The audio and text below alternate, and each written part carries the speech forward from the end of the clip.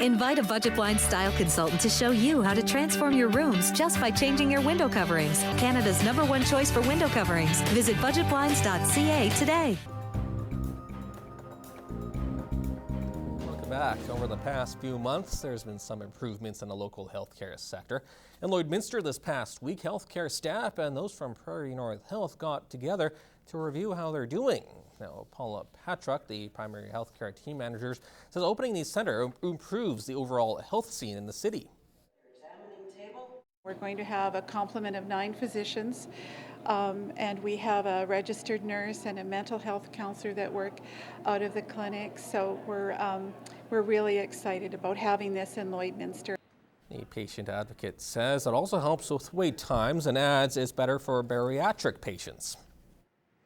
For those patients and a lift that are unable to maybe get out of their wheelchairs or are larger that need the facilities changed for them, it's all there. They no longer have to go to the hospital. Another highlight from the review includes 24-hour respiratory therapist services recently added to the Lloydminster Hospital. Well, if you were out grocery shopping yesterday, you may have noticed emergency vehicles in the parking lots. The first ever Stuff the Crusir event took place in Lloydminster as members from the RCMP and fire department were at 3 different locations cramming their vehicles with donations with the Salvation Army. Now, a few officers started the initiative a couple of years ago, and it caught on. Shoppers are able to buy and donate a pre-packaged $10 or $20 bag of groceries or give individual food items. Inspector Suki Manj says the community here is very generous and gives the basics like food. It helps a lot. People are bringing buggy loads of food at a time, so it's wonderful to see. He says members from the RCMP and fire department volunteered their time at either Superstore, Safeway, or the co-op.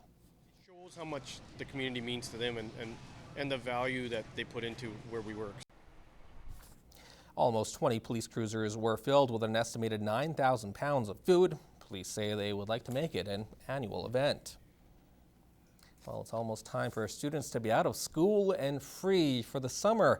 25 years ago, the Heroes Tour was going across Canada reminding students of the important message to stay away from dangerous driving. In this week's retrospect, Annika Notbay brings us a story of the 500,000 presentations stopping in the Lloydminster Comprehensive High School.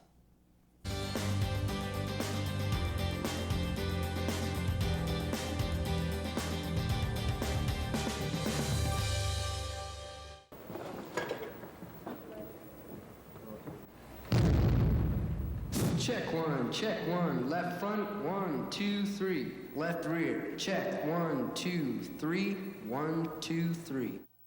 Gross in a way that it could happen to you. You could be the one. The most important thing to me right now is fun, being alive and being happy. The most important thing to me in my life is my boyfriend. You just hope that they are aware of these situations. Driving is a rush. Driving is very good. It makes me feel good.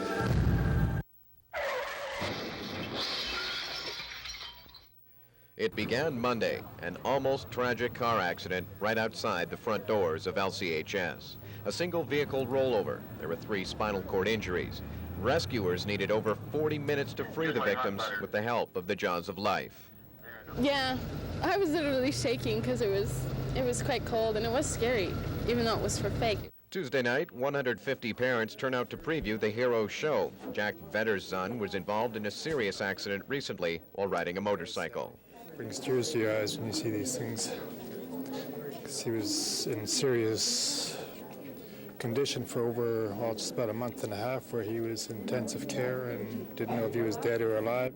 In this fever, I pulled the tube out about a week and a half after I was in intensive care. The next time I woke up, they had my arms tied to the edge of the bed, and I can remember thinking right then that why didn't it just finish me off?